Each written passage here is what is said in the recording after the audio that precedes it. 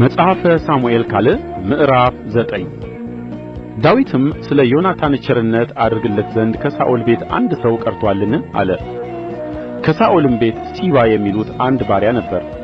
ወደ ዳዊትም ጠሩት። ንጉሡም አንተ ሲባ ነህን አለው።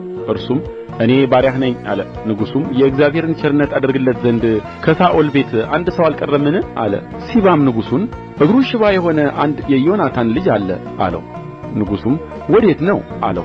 ሲባም ንጉሡን እነሆ እርሱ በሎዶባር በዓሚኤል ልጅ በማኪር ቤት አለ አለው። ንጉሡም ዳዊት ልኮ ከሎዶባር ከዓሚኤል ልጅ ከመኪር ቤት አስመጣው።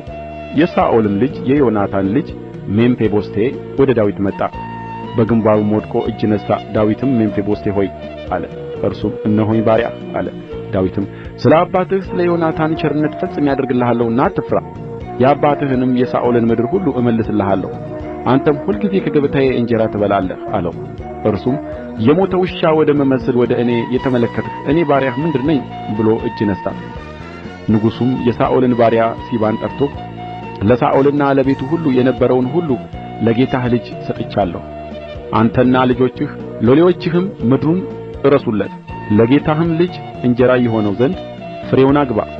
የጌታህ ልጅ ሜምፊቦስቴ ግን ሁልጊዜ ከገበታዬ ይበላል አለው። ለሲባም 15 ልጆችና 20 ባሪያዎች ነበሩት።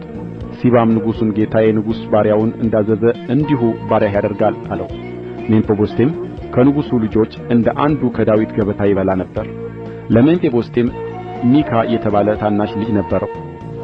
በሲባም ቤት ያሉ ሁሉ ለሜምፊቦስቴ ያገለግሉ ነበር። ሜምፊቦስቴም ከንጉሥ ገበታ ሁልጊዜ እየበላ በኢየሩሳሌም ተቀምጦ ነበር። 2 እግሩም ሽባ ነበር።